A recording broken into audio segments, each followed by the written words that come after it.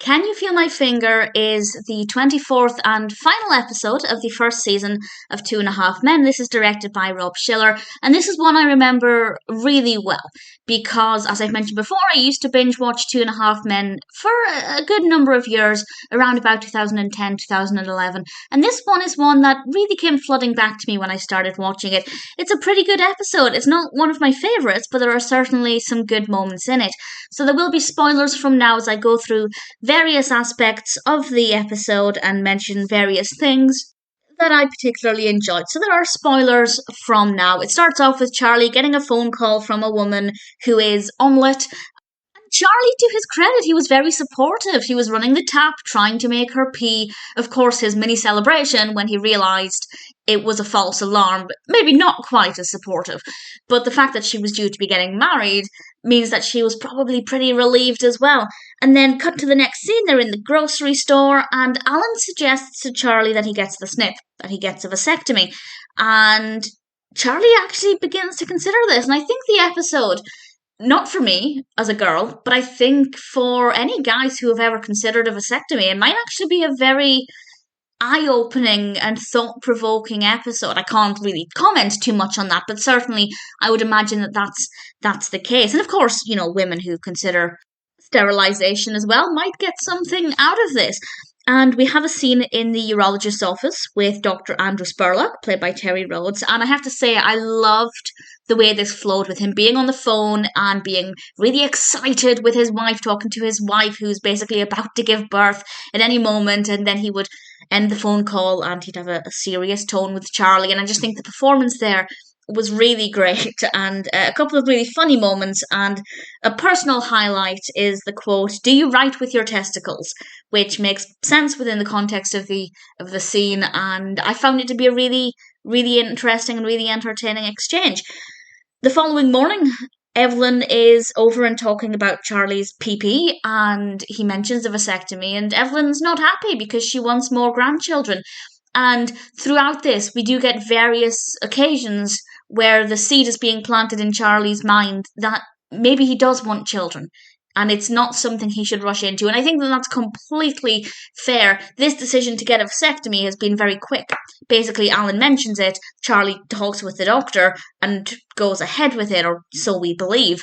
And I feel like it's not a decision you should make within a couple of days.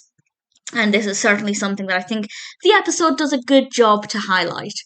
Now, if anybody has ever frozen sperm, I would love to know if this is something you do. Do you deposit at home and then take it to the bank to be frozen? Because Charlie does this and carries it in a little paper bag, and we have this brilliantly funny scene where Alan's in the passenger seat of the car and he's carrying this bag and he doesn't know that it's sperm, and it's very entertaining. But I was just surprised to learn that you fill the cup, as it were, at home, and then I just would have assumed it would have had to have been done in a sterile environment. So if anybody's ever had that done or knows anything about it, I'd love to know if that's actually how it works, because I'm very curious.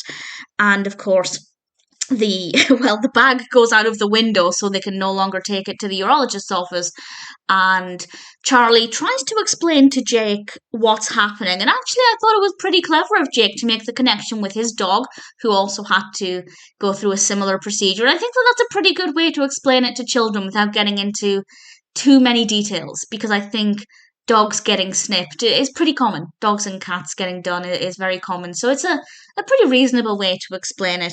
Of course, Jake revealing he more than he let on was somewhat disturbing, but of course very entertaining.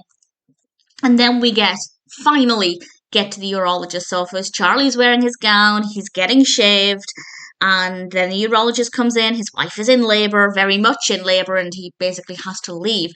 And I think at that moment, well, he did. Charlie realised that maybe he wasn't ready to go through with this. And I think it definitely does a really good job of raising the point that this is not something you should rush into.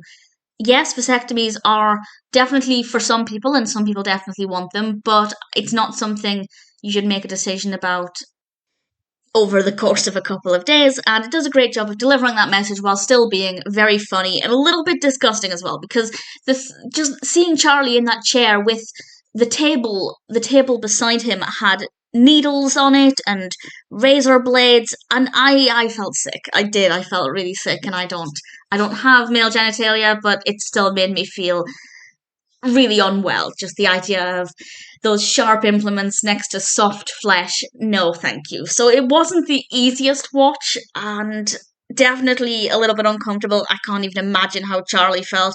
But again, we have a lot of comedy there, with some really important and thought-provoking messages as well. And then with Jake saying at the end that Charlie would make a cool dad, I just thought was really sweet. It's a great episode. We have some good moments with Rhoads. We have a little bit of Berta, a little bit of Evelyn as well, and definitely, I think, a really important message. A really important message and a really entertaining episode. So, no complaints from me at all. As I said at the beginning, it's not one of my all time favourite episodes, but the memories started to flood back to me as I was watching it, and that doesn't surprise me because it's a very well done episode. Can You Feel My Finger is a pretty decent end to what is a pretty brilliant first season.